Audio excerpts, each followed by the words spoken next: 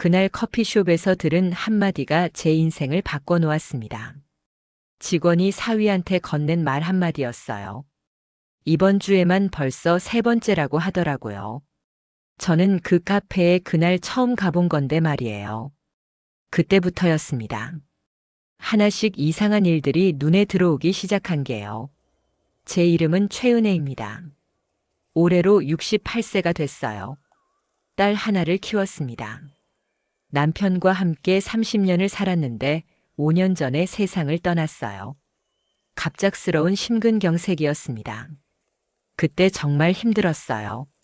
30년을 함께 산 사람이 하루아침에 사라졌으니까요. 혼자 남겨진 기분이었습니다. 딸이 걱정을 많이 했어요. 엄마 혼자 어떻게 지내냐고요. 자기네 집으로 오라고 했습니다. 하지만 거절했어요. 딸한테 짐이 되고 싶지 않았으니까요. 혼자서도 잘 살 수 있다고 말했습니다. 그런데 1년쯤 지났을 때 딸이 다시 말했어요. 사위가 장모님을 모시고 싶대요. 혼자 계시면 외로우시잖아요. 우리랑 같이 사세요. 사위 정우가 직접 전화도 했습니다. 장모님 저희랑 같이 사시죠. 제가 아버님 대신 모시겠습니다. 고맙다고 했어요. 하지만 부담스러웠습니다. 며칠을 고민하다가 거절했어요. 그래도 정우는 계속 연락했습니다. 주말마다 장을 받아주고 청소도 도와줬어요. 정말 효자 사위 같았습니다. 주변 사람들도 부러워했어요. 사위 복 터졌다고 말했습니다. 그때는 저도 그렇게 생각했어요. 정우가 착한 사람이라고요. 우리 딸이 좋은 남자를 만났다고요. 5년 동안 그렇게 믿었습니다. 완벽한 사위라고요. 하지만 그게 전부 거짓이었다는 걸 알게 됐습니다. 그것도 아주 우연하게요. 그날은 봄날이었어요. 3월 중순쯤이었습니다. 날씨가 참 좋았어요. 햇살이 따뜻하고 바람도 부드러웠습니다. 아침에 일어나서 창문을 열었더니 봄꽃 향기가 났어요. 기분이 좋았습니다. 오랜만에 마음이 가벼운 날이었어요. 점심때쯤 정우한테서 전화가 왔습니다. 장모님 지금 시간 괜찮으시냐고 물었어요. 날씨도 좋은데 산책하면서 커피 한잔 하자고 했습니다. 좋다고 대답했어요. 정우가 30분 후에 데리러 오겠다고 했습니다. 옷을 갈아입었어요. 거울을 보니 머리가 좀 헝클어져 있었습니다. 빗으로 정리하고 가벼운 화장도 했어요. 요즘 잘 안 하는데 기분이 좋아서 했습니다. 정우가 시간 맞춰 왔어요. 차를 타고 집 근처 카페로 갔습니다. 10분쯤 걸렸어요. 동네에서 제법 큰 프랜차이즈 카페였습니다. 주차하고 함께 카페로 들어갔어요. 사람들이 꽤 많았습니다. 주말 오후라 그런가 봤어요. 정우가 자리에 앉으라고 하고는 주문하러 갔습니다. 저는 창가 자리에 앉았어요. 밖을 내다봤습니다. 벚꽃이 피기 시작하고 있었어요. 예쁘다고 생각했습니다. 그때였어요. 카운터에서 소리가 들렸습니다. 직원이 정우한테 하는 말이었어요. 오늘도 오셨다고 하더라고요. 이번 주에만 벌써 세 번째라고 말했습니다. 심장이 쿵 하고 내려앉는 기분이었어요. 세 번째요. 이번 주에만 세 번이나 이 카페를 왔다고요. 저는 오늘 처음 온 건데요. 정우는 누구랑 온 걸까요? 왜 이 카페를 자주 오는 걸까요? 머릿속이 복잡해졌습니다. 정우가 당황하는 게 보였어요. 얼굴이 굳어 있었습니다. 커피를 좋아해서 자주 온다고 얼버무리는 소리가 들렸어요. 제 쪽으로 걸어오는 정우를 봤습니다. 표정이 어색했어요. 평소와 달랐습니다. 테이블에 커피를 내려놓으며 정우가 웃었어요. 맛있게 드시라고 했습니다. 고맙다고 대답했어요. 하지만 커피 맛이 느껴지지 않았습니다. 머릿속으로 계속 생각했어요. 이번 주에만 세 번이요. 월요일, 화요일, 수요일이면 세 번인데요. 오늘이 토요일이니까 그 사이에 세 번이나 온 거예요. 정우 회사는 반대편인데 왜 이쪽으로 오는 걸까요? 누구랑 오는 거죠? 혼자 커피를 마시러 자주 오는 걸까요? 아니면요. 상상하고 싶지 않았습니다. 하지만 마음 한편이 불편했어요. 뭔가 이상하다는 생각이 들었습니다. 정우와 커피를 마시고 집으로 돌아왔어요. 그날 밤 잠이 잘 오지 않았습니다. 자꾸 그 말이 생각났어요. 이번 주에만 세 번째라고 했던 직원의 말이요. 그 일이 있고 나서 며칠이 지났습니다. 딸 수진이한테서 전화가 왔어요. 목소리가 밝았습니다. 좋은 소식이 있다고 했어요. 둘째를 임신했다고 말했습니다. 너무 기뻤어요. 첫째 시아가 이제 7살인데 동생이 생긴다니요. 축하한다고 말했습니다. 수진이가 엄마한테 제일 먼저 알려주고 싶었대요. 고맙다고 했어요. 정우도 기뻐하냐고 물었습니다. 그럼요, 엄청 좋아했대요. 시아한테도 벌써 말했다고 했습니다. 딸의 목소리가 행복해 보였어요. 전화를 끊고 나서 기분이 좋았습니다. 손주가 하나 더 생긴다니까요. 그런데 문득 커피숍에서 들은 말이 떠올랐어요. 이번 주에만 세 번째라던 그 말이요. 마음 한편이 무거워졌습니다. 설마 하는 생각이 들었어요. 아니겠지라고 스스로를 달랬습니다. 정우가 그럴 사람이 아니라고요.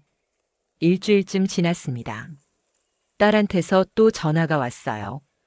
이번엔 목소리가 좀 힘들어 보였습니다. 입덧이 심하다고 했어요. 아침에 일어나면 토할 것 같고 아무것도 먹기 싫대요. 병원에 가봐야 할 것 같다고 했습니다. 정우 오빠가 같이 가주냐고 물었어요. 딸이 잠깐 말이 없더니 대답했습니다. 오빠가 바쁘대요. 오늘 중요한 회의가 있어서 못 간대요.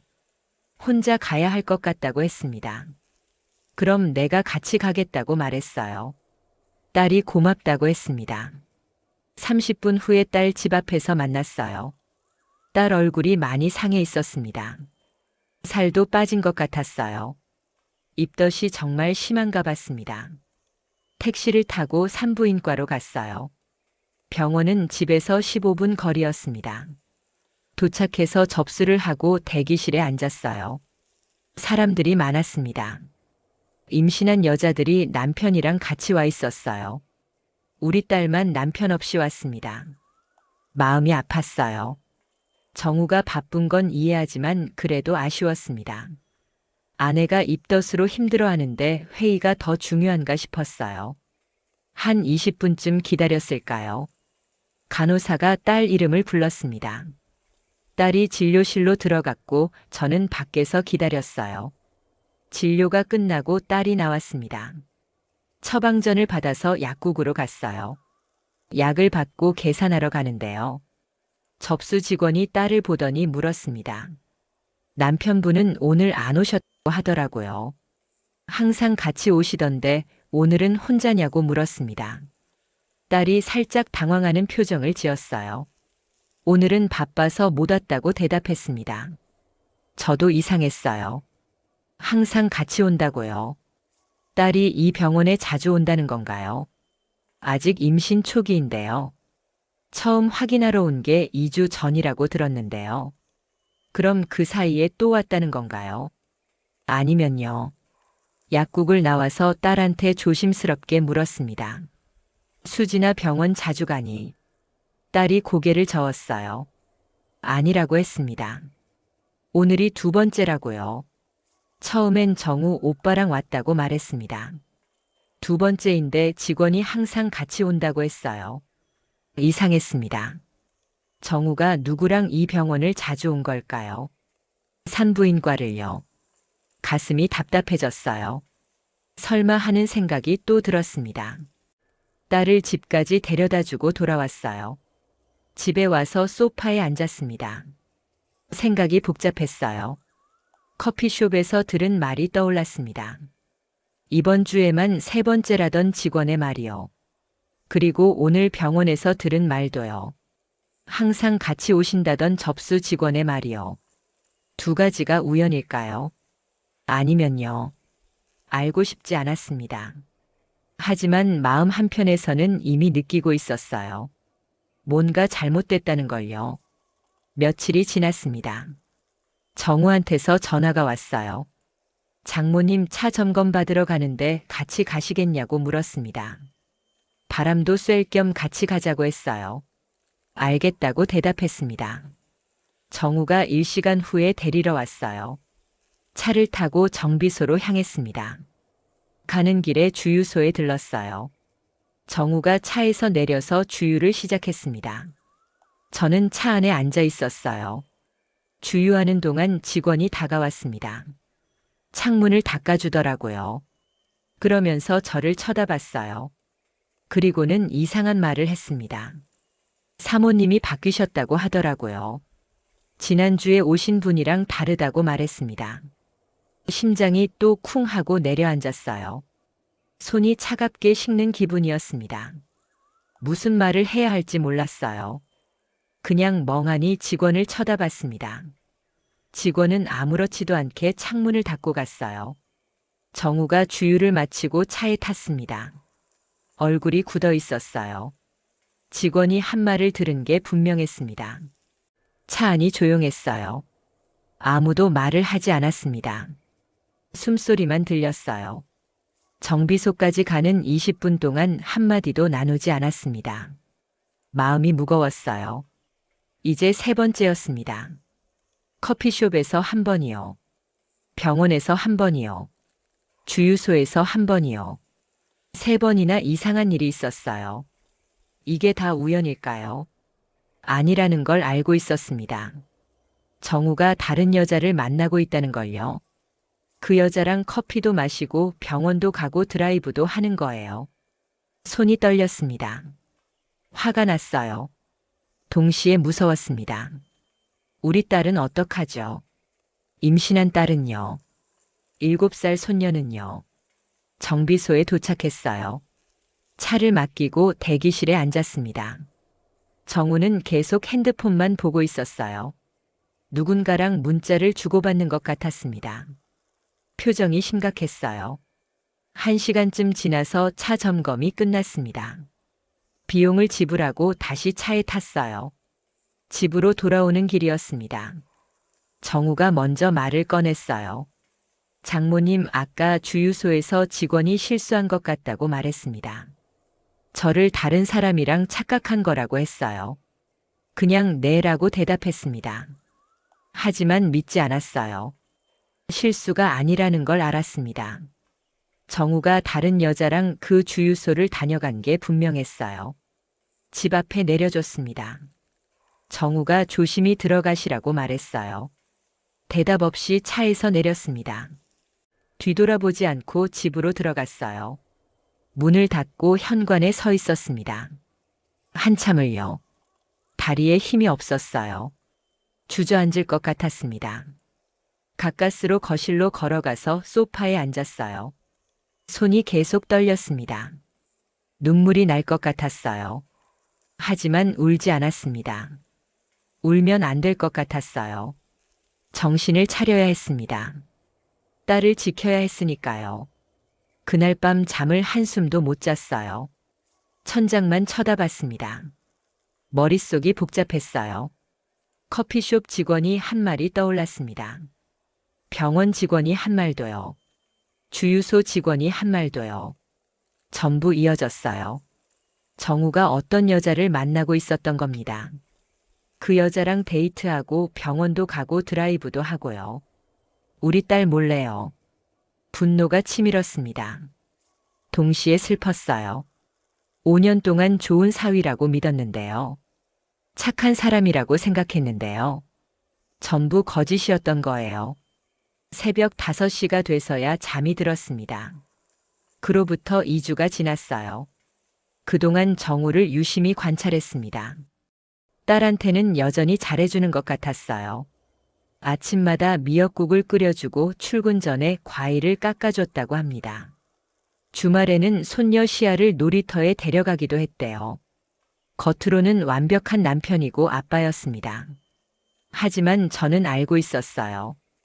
그게 다 연기라는 걸요. 어느 토요일이었습니다. 정우한테서 전화가 왔어요. 장모님을 시장에 모시고 가겠다고 했습니다. 장 보시는 거 도와드리겠다고요. 좋다고 대답했습니다. 정우를 더 관찰하고 싶었어요. 30분 후에 정우가 왔습니다. 차를 타고 재래시장으로 갔어요. 주말 오전이라 사람들이 많았습니다. 정우가 제 옆에서 천천히 걸어줬어요. 먼저 채소 가게에 들렀습니다. 시금치랑 상추를 샀어요. 정우가 봉투를 들어줬습니다. 그 다음 과일 가게에 갔어요. 사과랑 배를 샀습니다. 정우가 무겁다며 전부 들어줬어요. 마지막으로 정육점에 들렀습니다. 고기를 사려고요. 주말 저녁에 손녀 시아가 고기를 먹고 싶어 한대요. 정육점은 시장 안쪽에 있었어요. 제법 큰 가게였습니다. 들어가니 주인이 고기를 썰고 있었어요. 40대쯤 돼 보이는 남자였습니다. 우리를 보더니 인사했어요. 어서 오시라고 했습니다. 그러더니 정우를 보더니 또 오셨다고 말했어요. 오늘은 뭘 드릴까 물었습니다. 정우가 한우 등심 500g을 달라고 했어요. 얼굴이 조금 굳어 있었습니다. 주인이 고기를 꺼내서 썰기 시작했어요. 그러면서 말을 이어갔습니다. 지난주에 사가신 한우 1kg 맛있으셨냐고 물었어요. 그때 같이 오신 분이 한우가 제일 맛있다고 했다고 말했습니다. 오늘도 그분이랑 오셨냐고 물었어요. 심장이 멎는 줄 알았습니다. 숨이 막혔어요. 손이 차갑게 식었습니다. 지난주에 한우 1kg를 샀다고요. 같이 온 사람이 있었다고요. 저는 이 정육점에 오늘 처음 온 건데요. 한우 1kg면 20만 원은 넘는데요. 누구랑 와서 산 거죠? 정우 얼굴이 하얗게 질렸어요. 아니라고 했습니다. 혼자 왔었다고 말했어요. 주인이 고개를 가웃거렸습니다. 아니라고 했어요. 분명히 젊은 여자분이랑 오셨다고 말했습니다. 예쁘장한 분이었다고 덧붙였어요. 정우가 급하게 말을 막았습니다. 회사 동료랑 온 것 같다고 얼버무렸어요. 빨리 포장해달라고 재촉했습니다. 주인이 고기를 포장해줬어요. 정우가 계산하고 서둘러 나갔습니다. 저도 뒤따라 나왔어요. 다리가 후들거렸습니다. 제대로 걸을 수가 없었어요. 정우가 제 팔을 붙잡아 줬습니다. 손이 차갑다는 걸 느꼈어요. 정우도 떨고 있었던 겁니다. 차에 탔습니다. 시동을 걸고 출발했어요. 아무도 말하지 않았습니다. 집까지 가는 15분 동안 침묵이었어요. 창밖만 쳐다봤습니다. 지나가는 풍경이 눈에 들어오지 않았어요. 머릿속으로 계속 생각했습니다. 정우가 지난주에 젊은 여자랑 정육점에 갔어요. 한우 1kg를 샀습니다. 20만 원이 넘는 고급 고기를요. 그 여자한테 사준 거예요. 우리 딸은 입덧으로 고생하는데요. 정우는 다른 여자랑 비싼 고기를 먹고 있었던 겁니다. 분노가 치밀었어요. 동시에 슬펐습니다. 집 앞에 도착했어요. 차에서 내렸습니다. 정우가 장바구니를 내려줬어요. 조심히 들어가시라고 말했습니다. 대답하지 않았어요. 그냥 장바구니를 받아들고 돌아섰습니다. 집으로 들어갔어요. 문을 닫는 순간 눈물이 났습니다. 참고 있던 게 터진 거예요. 현관에 주저앉았습니다. 한참을 울었어요. 분하고 억울하고 화가 났습니다. 우리 딸이 불쌍했어요. 착한 남편인 줄 알고 사는데요. 실제로는 바람을 피우고 있었던 거예요. 이제 확실했습니다. 커피숍에서 들은 말이요. 병원에서 들은 말이요. 주유소에서 들은 말이요. 정육점에서 들은 말이요. 전부 맞아떨어졌어요. 정우가 어떤 여자랑 계속 만나고 있었던 겁니다. 3년쯤 됐을까요? 아니, 더 오래됐을 수도 있어요. 모르겠습니다. 하지만 오래됐다는 건 확실했어요. 직원들이 다 알아볼 정도니까요. 단골이라는 거잖아요. 그 여자랑 자주 다녔다는 거예요. 눈물을 닦고 일어섰습니다. 화장실에 가서 얼굴을 씻었어요. 거울을 봤습니다. 68세 할머니가 보였어요. 주름진 얼굴이요. 하지만 눈빛만은 또렷했습니다. 포기하지 않을 거예요. 딸을 지켜야 합니다. 어떻게든요. 그날 이후로 일주일 동안 잠을 제대로 못 잤어요. 밤마다 뒤척였습니다. 딸한테 말해야 하나 고민했어요. 하지만 임신 중이잖아요. 충격을 받으면 안 되는데요. 혹시 애한테 문제가 생기면 어떡하죠? 계속 고민만 했습니다. 답이 나오지 않았어요. 며칠을 그렇게 보냈습니다. 식욕도 없었어요. 밥을 먹어도 맛이 없었습니다. 체중이 2kg나 빠졌어요. 거울을 보니 얼굴이 많이 상해 있었습니다. 이러면 안 되는데 싶었어요. 정신을 차려야 했습니다. 어느 날 딸한테서 전화가 왔어요. 엄마 우리 집 와서 저녁 먹고 가라고 했습니다. 정우 오빠가 삼겹살 구워준대요. 알겠다고 대답했어요. 사실 가기 싫었습니다. 정우 얼굴을 보고 싶지 않았어요. 하지만 딸이 보고 싶었어요. 손녀 시아도 보고 싶었고요. 저녁 6시에 딸 집으로 갔습니다. 문을 열고 들어가니 고기 굽는 냄새가 났어요. 손녀 시아가 달려왔습니다. 할머니 보고 싶었다고 안겼어요. 나도라고 안아줬습니다. 따뜻했어요. 순수한 아이의 온기였습니다. 거실로 들어가니 정우가 고기를 굽고 있었어요. 장모님 오셨다고 인사했습니다. 앉으시라고 했어요. 식탁에 앉았습니다. 딸이 부엌에서 된장찌개를 가져왔어요. 배가 많이 나와 있었습니다. 임신 5개월이니까요. 힘들지 않냐고 물었어요. 딸이 괜찮다고 웃었습니다. 정우 오빠가 잘 챙겨준대요. 그 말을 들으니 화가 났습니다. 잘 챙겨주는 척하면서 밖에서는 다른 여자를 만나잖아요. 참았어요. 내색하지 않았습니다. 고기를 먹었어요. 맛이 없었습니다. 입에서 씹히기만 했어요. 삼키기가 힘들었어요. 억지로 삼켰습니다. 정우가 계속 말을 걸었어요. 장모님 고기 더 드시라고요. 이거 비싼 한우라고요. 한우라는 말에 심장이 철렁했습니다. 지난주에 정육점에서 산 한우가 생각났어요. 1kg나 사서 다른 여자한테 먹인 그 고기요. 지금 우리가 먹는 고기는 얼마짜리일까요? 500g이면 10만 원쯤 할까요? 딸을 위해서는 10만 원짜리 고기를 사고요. 다른 여자한테는 20만 원짜리를 사주는 거예요. 역겹다는 생각이 들었습니다. 하지만 참았어요. 식사를 마치고 설거지를 도왔습니다. 딸이 화장실에 간 사이였어요. 정우가 부엌으로 와서 낮은 목소리로 말했습니다.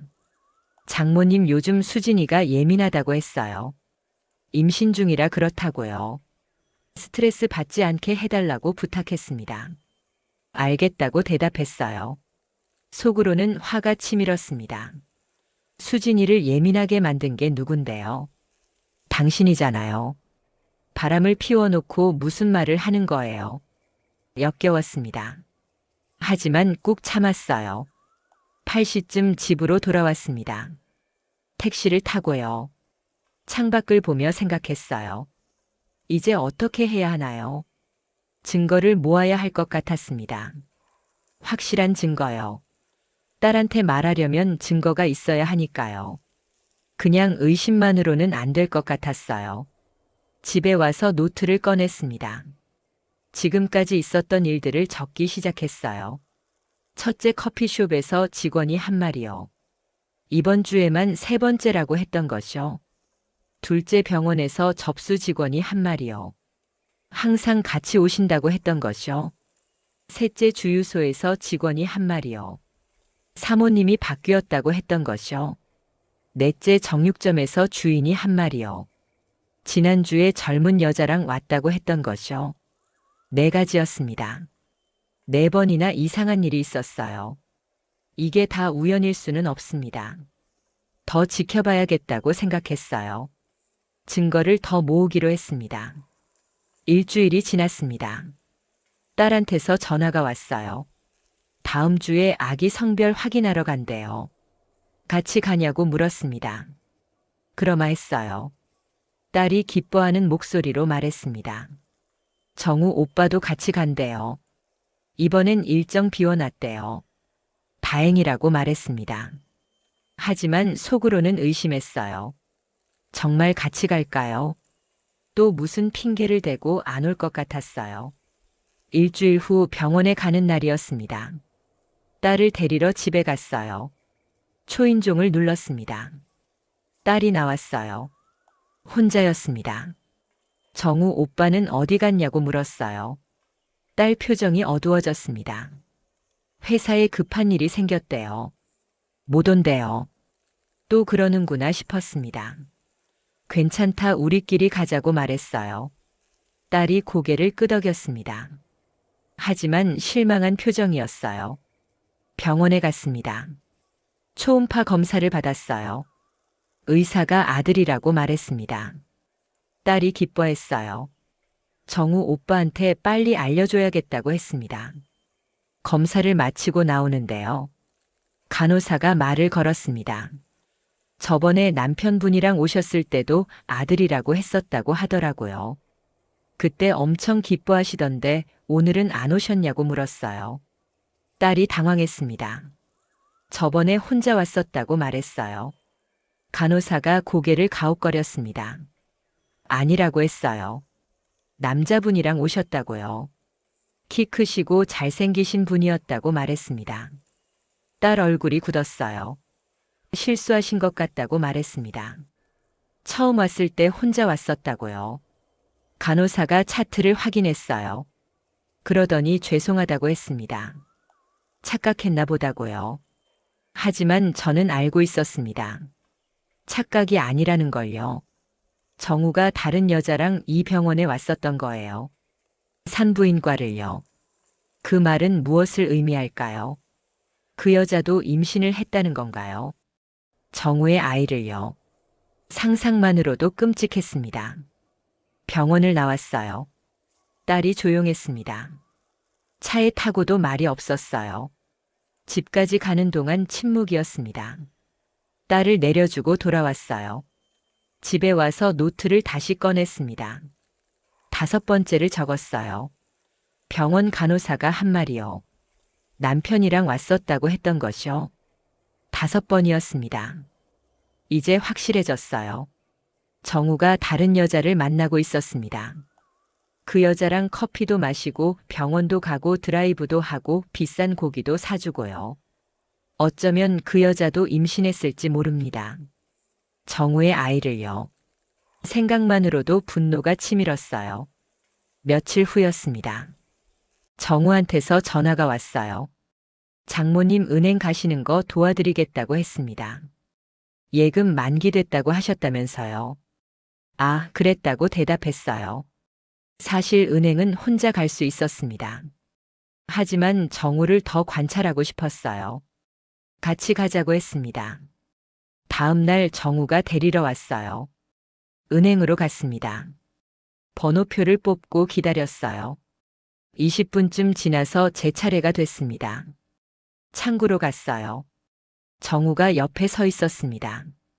예금 만기 처리를 부탁했어요. 직원이 통장을 확인했습니다. 그러더니 이상한 말을 했어요. 3개월 전에 적금을 중도 해지하셨다고 하더라고요. 그때도 이 남자분이랑 오셨다고 말했습니다. 심장이 멎는 줄 알았어요. 3개월 전에 적금을 해지했다고요. 저는 적금을 해지한 적이 없는데요. 잠깐만요 라고 말했습니다. 제가 적금을 해지했다고요? 직원이 당황했어요. 네라고 대답하더라고요. 3개월 전에 500만 원짜리 적금을 중도 해지했다고 말했습니다. 이 남자분이랑 같이 오셔서요. 정우를 가리켰습니다. 정우 얼굴이 하얗게 질렸어요. 저는 해지한 적 없다고 말했습니다. 확인해달라고 요청했어요.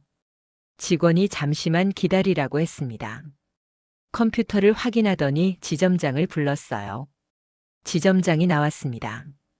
50대 남자였어요. 상황을 설명했습니다. 지점장이 죄송하다고 말했어요. 하지만 서명이 되어 있다고 했습니다. 3개월 전에 해지 처리가 됐다고요. CCTV를 확인해 보겠냐고 물었습니다. 확인하겠다고 대답했어요. 지점장 사무실로 갔습니다. 컴퓨터로 CCTV를 틀었어요. 3개월 전 영상이 재생됐습니다. 화면에 정우가 나왔어요. 옆에 여자가 한 명 있었습니다. 젊은 여자였어요. 20대 후반쯤 돼 보였습니다. 예쁘장하게 생긴 여자였어요. 그 여자가 제 통장으로 적금을 해지하고 있었습니다. 서류에 서명하고요. 도장을 찍고요. 정우가 옆에서 지켜보고 있었어요. 아무렇지도 않게요. 숨이 막혔습니다. 정우가 제 도장을 가져갔던 거예요. 그 여자한테 줬던 겁니다. 그 여자가 제 이름으로 적금을 해지한 거예요. 500만 원을요. 손이 떨렸습니다. 온몸에 힘이 빠졌어요. 화면을 계속 쳐다봤습니다. 정우와 그 여자가 은행을 나가는 장면까지 봤어요. 지점장이 어떻게 하시겠냐고 물었습니다. 경찰에 신고할 수 있다고 했어요. 서명 위조는 범죄라고요. 정우를 봤습니다. 얼굴이 새하얗게 질려 있었어요. 눈을 마주치지 못했습니다. 고개를 숙이고 있었어요. 밖으로 나갔습니다. 정우가 뒤따라 나왔어요. 은행 앞 벤치에 앉았습니다. 다리에 힘이 없었어요. 정우가 옆에 섰습니다. 무릎을 꿇었어요. 은행 밖에서요. 사람들이 쳐다봤습니다. 장모님 죄송하다고 했어요. 제발 용서해달라고 빌었습니다. 정우를 쳐다봤어요. 이게 뭐냐고 물었습니다. 정우가 대답하지 못했어요. 그냥 울고 있었습니다. 그 여자는 누구냐고 물었어요. 회사 동료라고 대답했습니다. 거짓말하지 말라고 했어요. 동료한테 왜 제 도장을 맡기냐고 물었습니다.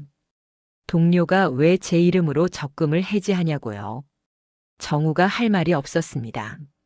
한참을 있다가 작은 목소리로 말했어요. 만나는 사람이라고요. 3년 됐다고 했습니다. 3년이요. 수진이랑 결혼한 지 5년인데요. 그중 3년을 바람 폈다는 거잖아요. 숨이 막혔습니다. 500만 원은 어디에 쓴 거냐고 물었어요. 정우가 대답했습니다. 그 여자한테 줬다고요. 명품 가방을 사달라고 해서요. 더 있냐고 물었습니다. 정우가 고개를 끄덕였어요. 얼마나 더 썼냐고 물었습니다. 1억쯤 된다고 대답했습니다. 1억이요. 어디서 난 돈이냐고 물었어요. 정우가 작은 목소리로 대답했습니다. 수진이 적금을 해지했다고요. 카드도 돌려막기했다고 말했습니다. 수진이 모르게요. 딸이 5년 동안 모은 돈을요. 미래를 위해 아껴서 모은 돈을요. 화가 치밀었습니다. 동시에 슬펐어요. 우리 딸이 불쌍했습니다. 당장 수진이한테 말하겠다고 했어요. 정우가 붙잡았습니다. 제발 출산 후에 말해달라고 빌었어요. 지금 말하면 애한테 안 좋다고요. 생각해보겠다고 말했습니다. 하지만 약속은 안 한다고요. 집에 가겠다고 했어요. 정우가 저를 집까지 데려다 줬습니다. 차 안에서 한마디도 하지 않았어요. 집 앞에서 내렸습니다. 뒤돌아보지 않고 집으로 들어갔어요. 문을 닫고 현관에 서 있었습니다.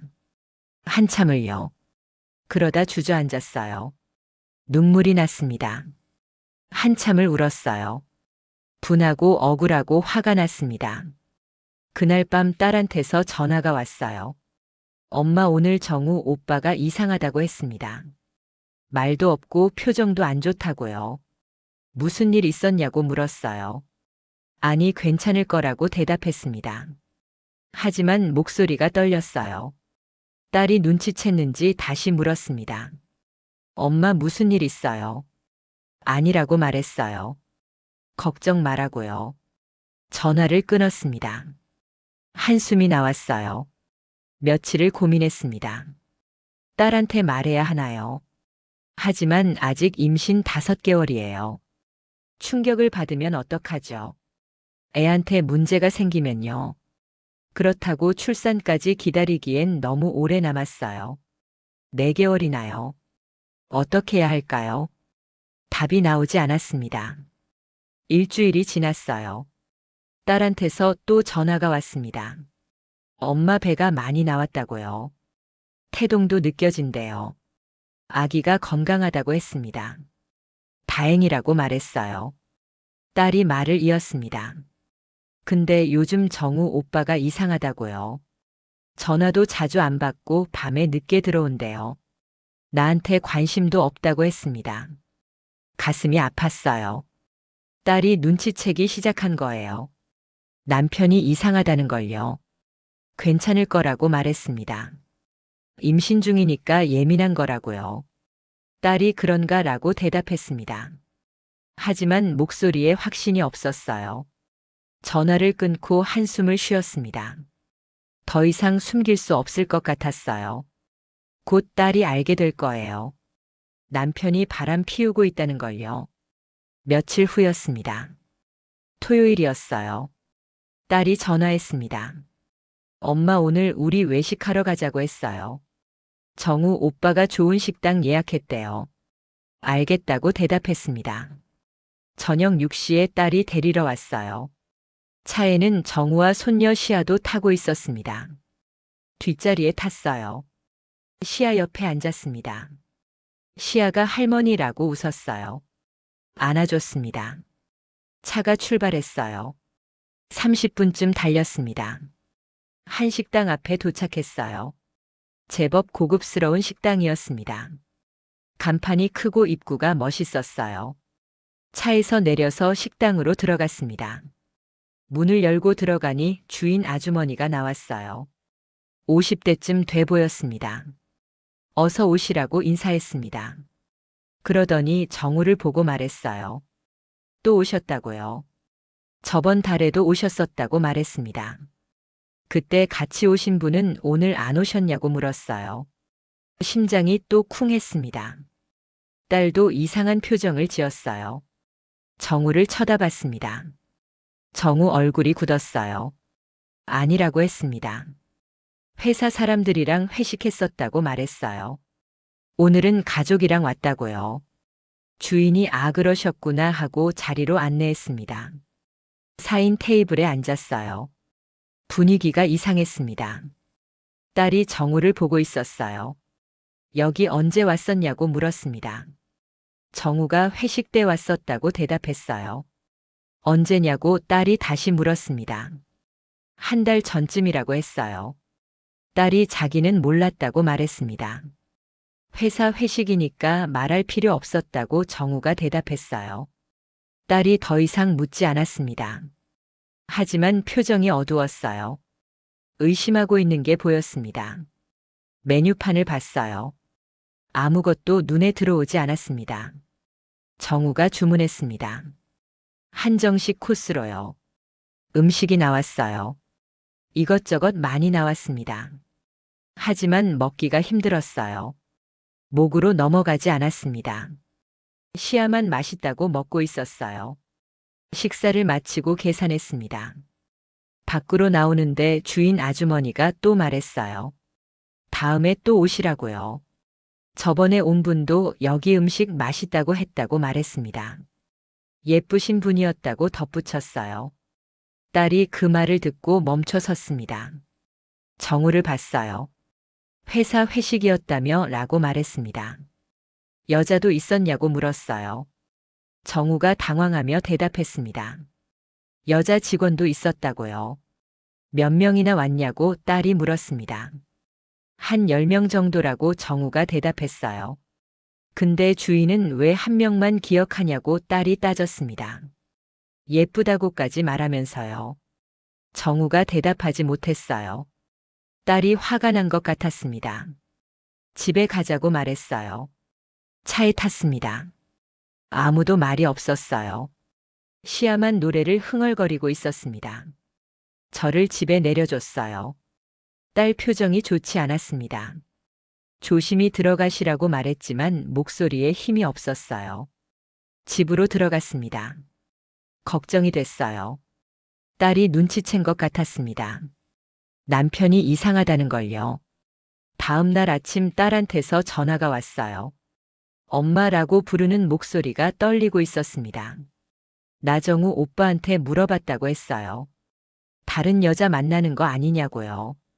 뭐래라고 물었습니다. 아니래요. 그냥 회사 동료일 뿐이래요. 믿냐고 물었습니다. 딸이 한참 말이 없더니 대답했어요. 모르겠다고요. 요즘 정우 오빠가 너무 이상하다고 했습니다. 전화도 자주 안 받고 밤에 늦게 들어온다고요.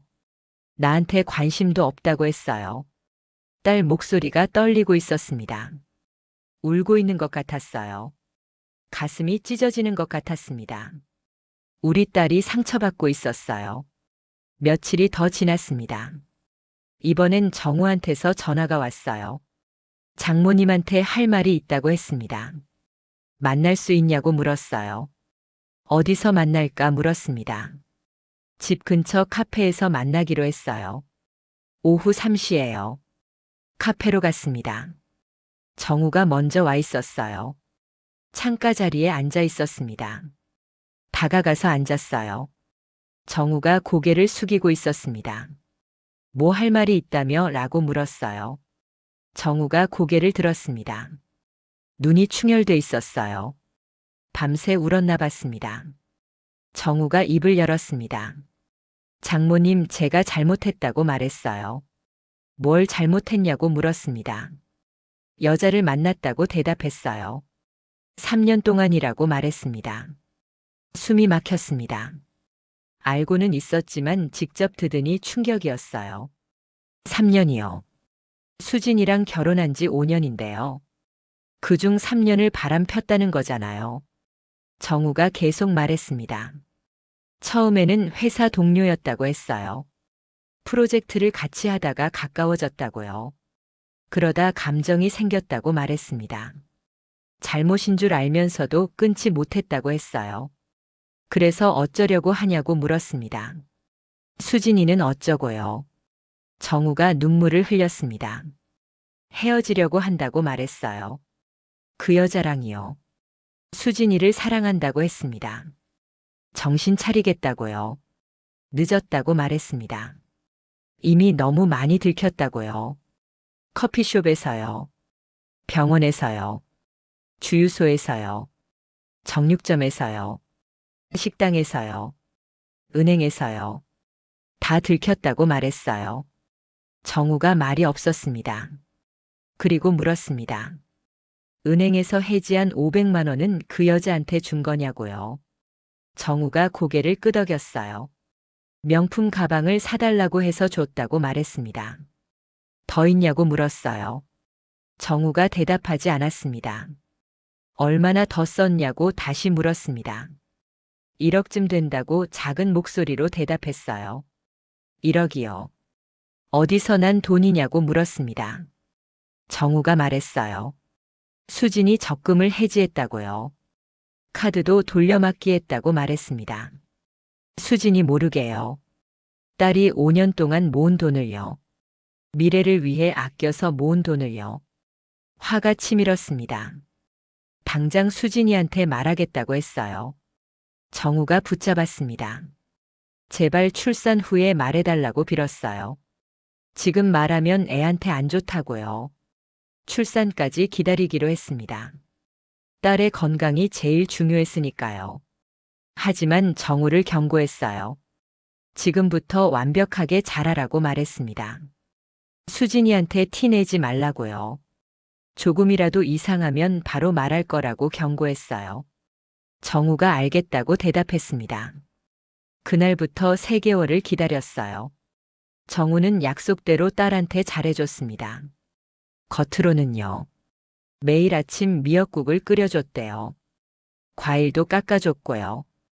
퇴근하면 손녀 시아를 돌봐줬다고 합니다. 하지만 저는 계속 지켜봤어요.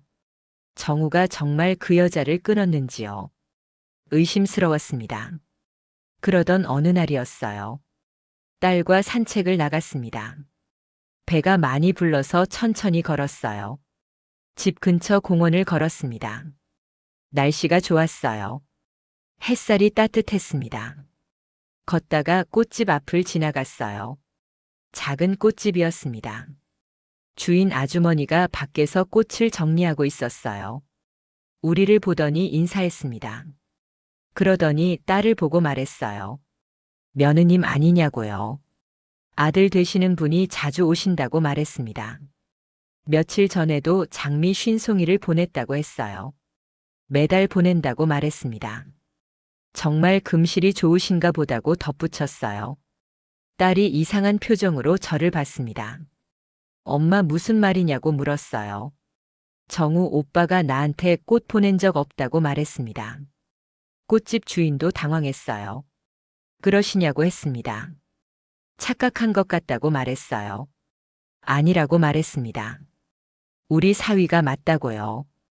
그런데 며느님한테 보낸 게 아니라고 말했어요. 다른 여자한테 보낸 거라고요.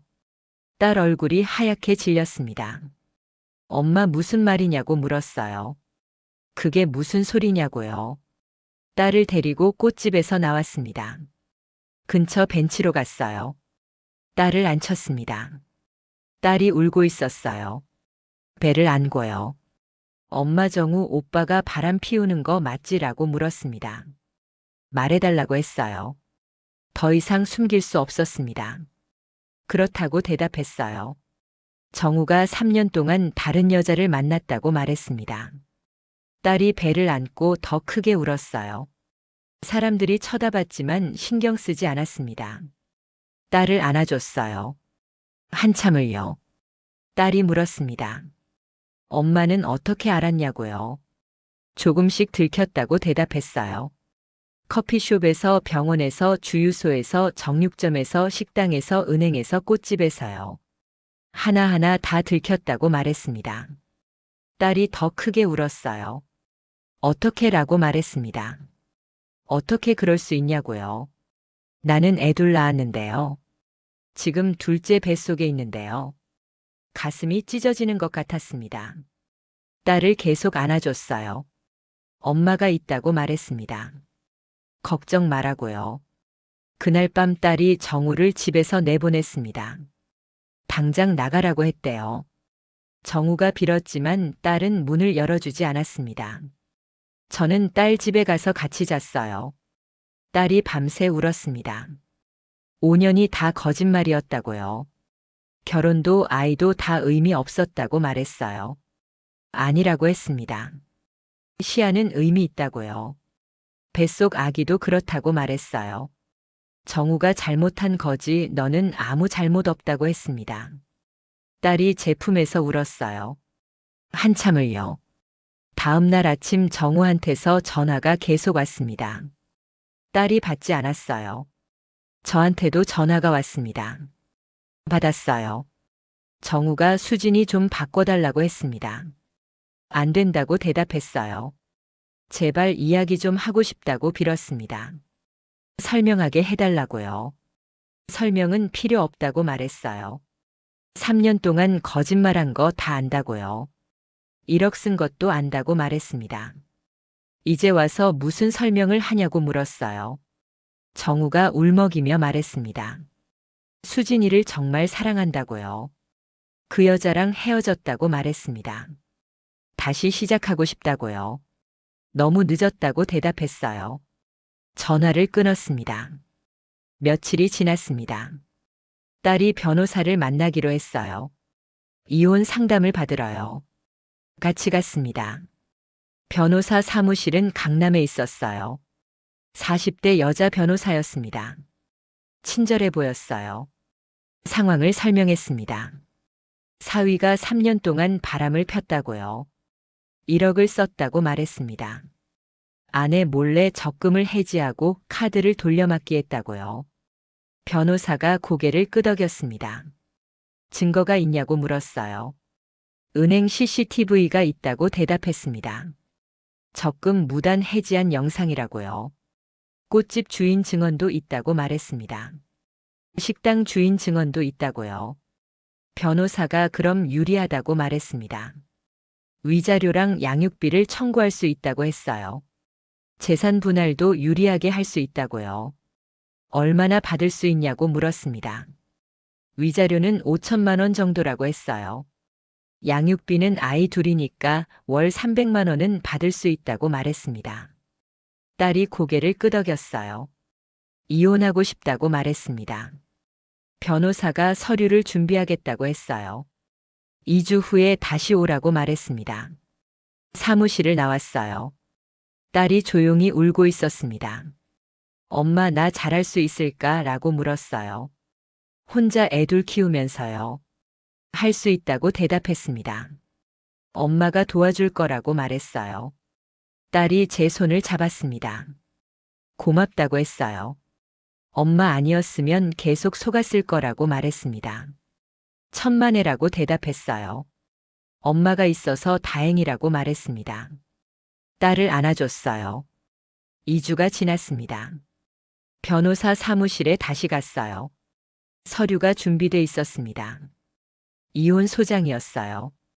딸이 서명했습니다. 손이 떨리고 있었어요. 변호사가 법원에 제출하겠다고 말했습니다. 남편한테도 통지서가 갈 거라고 했어요.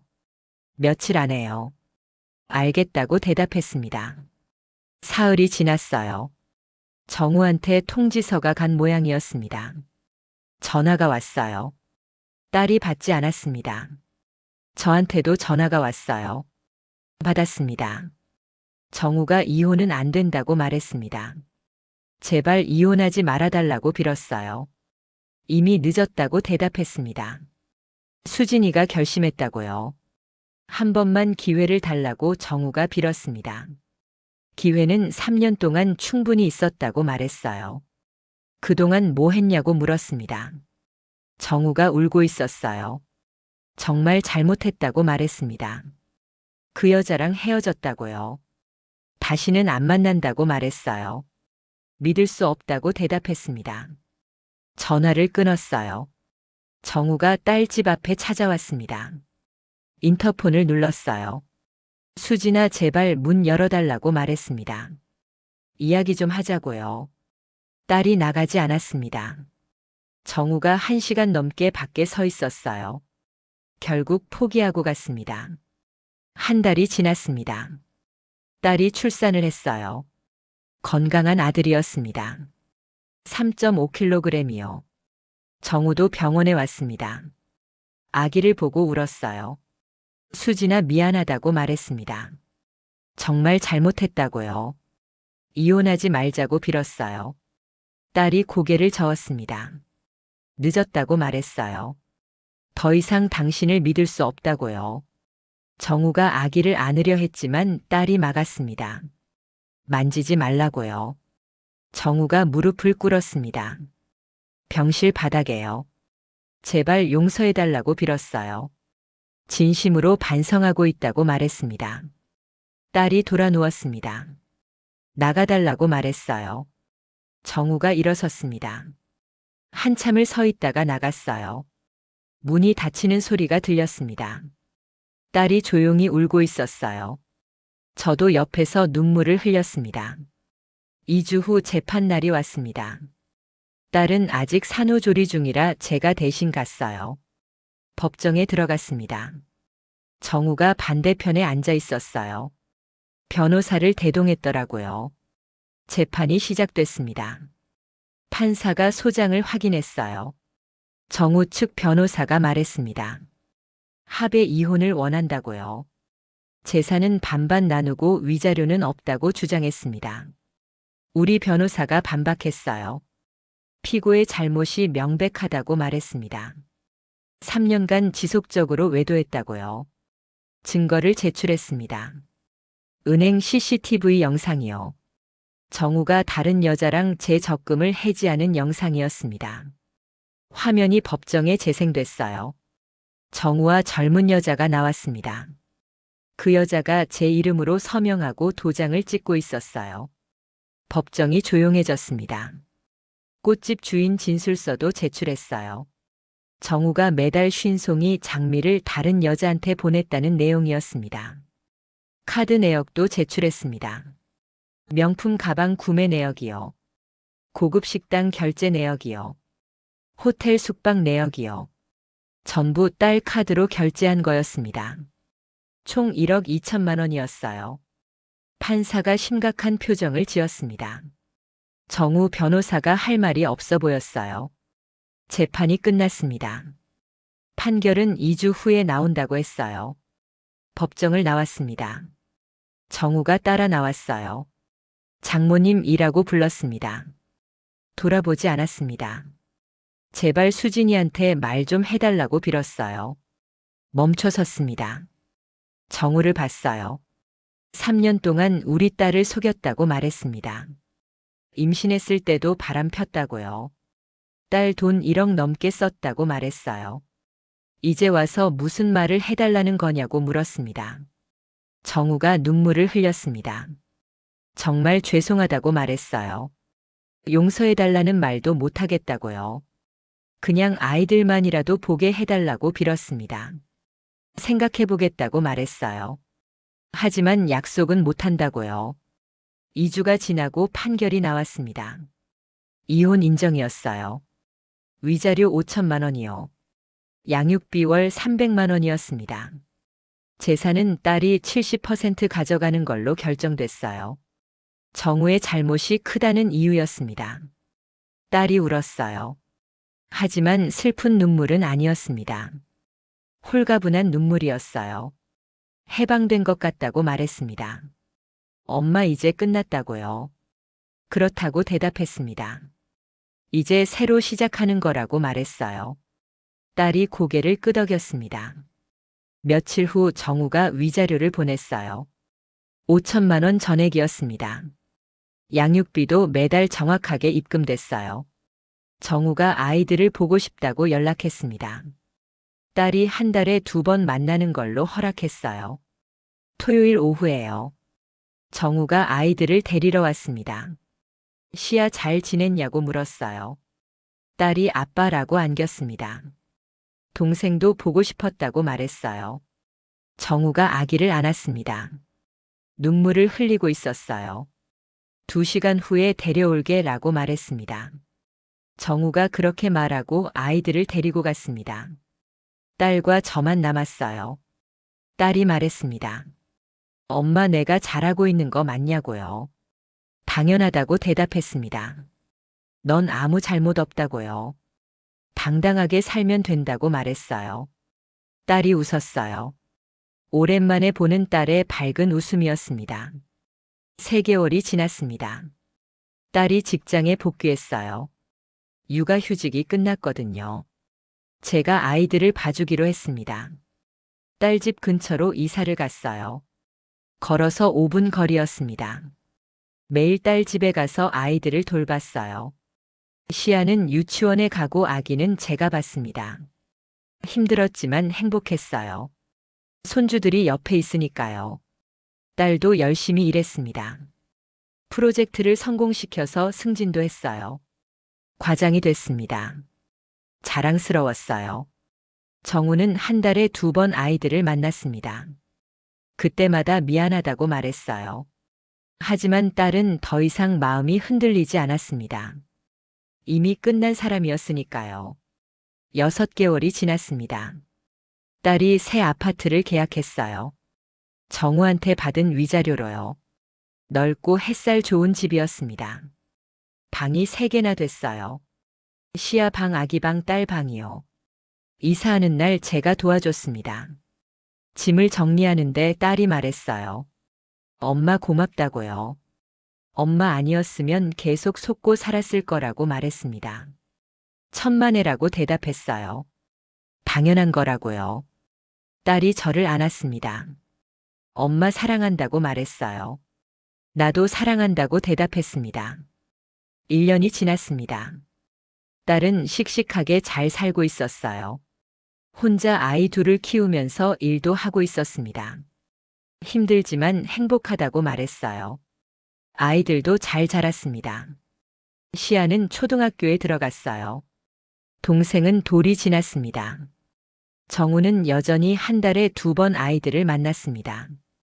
양육비도 빠짐없이 보냈어요. 책임은 지고 있는 거였습니다. 어느 날 딸이 물었습니다. 엄마 처음에 어떻게 알았냐고요? 정우 오빠가 바람 피우는 거요. 커피숍 직원이 실수로 말해서 알았다고 대답했습니다. 그때부터 하나씩 이상한 게 보이더라고 말했어요. 딸이 고개를 끄덕였습니다. 나는 아무것도 몰랐다고 말했어요. 정우 오빠를 믿었다고요. 내가 믿은 게 잘못은 아니라고 말했습니다. 정우가 잘못한 거라고요. 그래도 엄마가 알아줘서 다행이라고 딸이 말했습니다. 제가 딸 손을 잡았습니다. 엄마가 항상 옆에 있다고 말했어요. 지금은 2년이 지났습니다. 딸은 혼자 아이 둘을 훌륭하게 키우고 있어요. 직장에서도 인정받고 있습니다. 곧 부장으로 승진한대요. 저도 매일 가서 돕고 있습니다. 손주들 보는 게 행복해요. 시아는 벌써 초등학교 2학년이 됐습니다. 동생은 3살이요. 말도 잘하고 뛰어다닙니다. 정우는 재혼했다고 들었어요. 그 여자랑은 아니고 다른 사람이래요. 상관없었습니다. 이미 우리 삶에서 사라진 사람이니까요. 딸은 이제 정우 생각도 안 한대요. 아이들만 잘 키우면 된다고 말했습니다. 가끔 생각합니다. 만약 커피숍 직원이 그 말을 안 했다면 어땠을까요? 주유소 직원이 실수하지 않았다면요. 정육점 주인이 말하지 않았다면요. 계속 몰랐을까요? 정우가 3년 더 5년 더 속였을까요? 다행입니다. 알게 돼서요. 비록 우연이었지만요. 하나하나 조각을 맞춰가며 진실을 알게 됐습니다. 그래서 딸을 지킬 수 있었어요. 세상에는 겉과 속이 다른 사람들이 있어요. 겉으로는 완벽해 보이지만 속은 텅 빈 사람들이요. 우리 사위가 그랬습니다. 겉으로는 효자 사위였어요. 착한 남편이었고요. 좋은 아빠였습니다. 하지만 속은 달랐어요. 3년 동안 바람을 폈고요. 아내 돈 1억을 썼고요. 거짓말로 가득한 삶을 살았습니다. 다행히 알게 됐습니다. 우연이요. 커피숍에서, 병원에서, 주유소에서, 정육점에서, 식당에서, 은행에서, 꽃집에서요. 조금씩 조금씩 들켰어요. 하나하나 퍼즐 조각을 맞추듯이요. 그래서 딸을 지킬 수 있었습니다. 여러분도 조심하세요. 가족이라고 다 믿으면 안 됩니다. 이상한 신호가 보이면 무시하지 마세요. 직원들이 이상한 말을 하면 넘기지 마세요. 우연이 아닐 수 있어요. 한 번은 우연이지만 2번, 3번은 우연이 아닙니다. 확인하세요. 그리고 가족을 지키세요. 특히 딸들을요. 엄마가 지켜줘야 합니다. 저처럼요. 주변에 겉만 좋은 사람 보신 적 있으신가요? 다음 이야기로 다시 찾아올게요. 여기는 마음극장입니다.